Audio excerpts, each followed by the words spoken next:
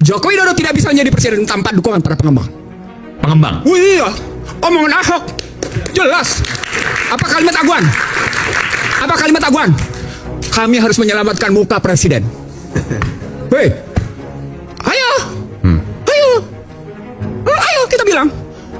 Dan menurut Anda itu adalah kerusakan. Anda bisa jelaskan bagaimana kerusakan ketika presiden dikuasai oleh oligarki? Gampang sekali. Kalimat intelektualnya adalah financialization. Yang kaya makin kaya, yang miskin makin miskin. Gampang. Mau bukti? Mau bukti? Mari kita bukti sekarang. Berapa SBN yang dikeluarkan oleh pemerintah? Siapa yang bayar? Anda termasuk membayar, Aiman. Sementara mereka makin kaya, Anda habis-habisan dimakan pajaknya. Orang-orang miskin ini yang membayar pajak itu untuk orang kaya. Saya tulisin yang kedua. Saya tulisin yang kedua. Dan Anda tidak bisa bantah karena saya bicara dengan data. Terjadi deindustrialisasi. Akibatnya PHK di mana-mana. Apa kaitannya deindustrialisasi dengan kekuatan oligarki tadi yang mendukung pemerintah? Karena sistem membenarkan bahwa lebih asik main di sektor keuangan daripada berjalan dalam sistem hukum yang tidak punya kepastian.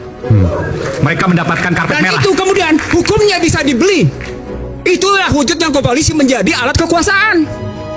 Tuh, kayak gitu. Itulah Tadi yang disebut oleh Huniani tadi, itu bagian dari proses pembuktian itu. Ada yang ketiga, Iman. Ada yang ketiga, yang Anda tidak bisa bantah. Bahkan masyarakat Indonesia tidak bisa bantah. Apa itu? Sticky Gini Ratio. Apa itu sticky Gini Ratio? Susah nurunin Gini Ratio. Kesenjangannya tinggi. Tinggi. Nggak bisa dibantah. Angka bicara. BPS bilang 0,382. Teman-teman di Bogor 0,42, 0,44. Makanya gaduh terus. Sebentar, Anda dengan bicara seperti ini seolah Anda mengatakan ini dilakukan yang paling parah oleh Pak Jokowi dong. Karena Jokowi, Nah, jawab dulu pertanyaan saya, betul nggak? enggak. Oke, Jokowi melanjutkan kebijakan SBY oligarki juga. dan kemudian memperdalam. Nah, di situ saya lihat kecerdasan Jokowi Dodo memperdalam kerusakan itu. Memperdalam kerusakan. Iya. Cerdas dong. Dia perdalam kok. Dan dia sudah disediakan oleh undang-undangnya sebelumnya. Saya bukan sama Anda. No. Ini riwayat ekonomi politik hukum.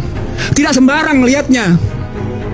2507. Mungkin bisa Bung Ihsan, mungkin bisa memperdalam itu dalam bentuk apa memperdalamnya? Memperdalam kerusakan. Kerusakan itu, karena ini kan juga ada tendensius untuk itu. Gitu. Ya, saya setuju. Saya akan buktikan sama Anda. Oke. Saya protes di Mahkamah Konstitusi Undang-Undang 2507 karena menempatkan azas non-diskriminasi, karena memberikan hak atas tanah 90 tahun, karena menyamakan posisi repatriasi, bebas menarik keuntungan kapan saja, karena itu dihapus istilah PMDN. Oke, dampak dari sana,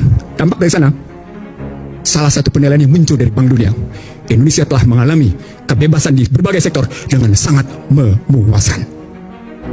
Artinya Indonesia sudah sangat liberal. Apa dampaknya? Orang asing begitu enak menguasai. Struktural nih, struktural. Orang asing menguasai sumber daya, produksi, distribusi, logistik. Contoh realnya dan efek buruknya. Contoh realnya. Oke. Siapa yang kuasai nikel? Cina. Oke, luar. Siapa yang Sebut sebenarnya? Oke, siapa yang menguasai batu bara? Luar. Sebagian orang dalam, tapi sebagian juga luar. Siapa yang menguasai emas? Seterusnya luar. Oke, sejumlah mineral itu dalam sedemikian rupa. Dan dibikin lagi undang-undang tentang 38 tahun 2008 tentang bagaimana MEA, tentang azas non-diskriminasi. Lagi-lagi kita semua disamakan oleh orang asing kedudukannya. Poinnya adalah bagaimana mungkin yang tidak lulus SD itu mesti perang sama orang asing. Puas? Oke, sudah. Dari sana kemudian terjadi lintas kebebasan para pekerja. Maka datanglah orang-orang asing itu. Artinya SBY menyediakan itu. Lihat undang-undangnya. Joko Widodo kemudian menerbitkan berbagai kebijakan, termasuk visa. Visanya kan bebas visa. Kebebasan visa, habis-habisan. Lalu kemudian ada juga second home visa. Itu kan semua hitung-hitungan uang. Lalu bahkan memberikan yang namanya tax holiday yang demikian panjang. Habis-habisan.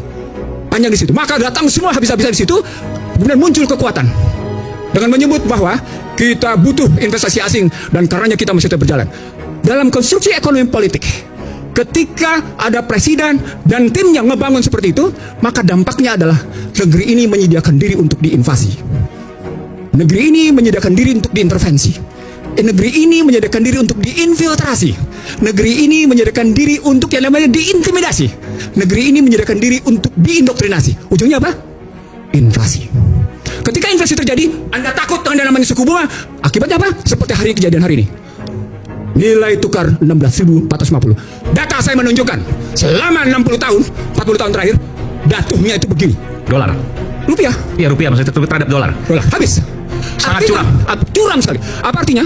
Artinya ketika dia berhubungan dengan fiskal dengan utang, karuan. Nah, di situ orang melihat bandingan antara, saya jawab Yandi, bandingan antara utang yang diciptakan di era SBY dengan utang yang diciptakan di era Joko Widodo. Dari situ orang kemudian melihat berapa sesungguhnya manfaat yang muncul atas 5 indikator. 1. Tingkat kemiskinan.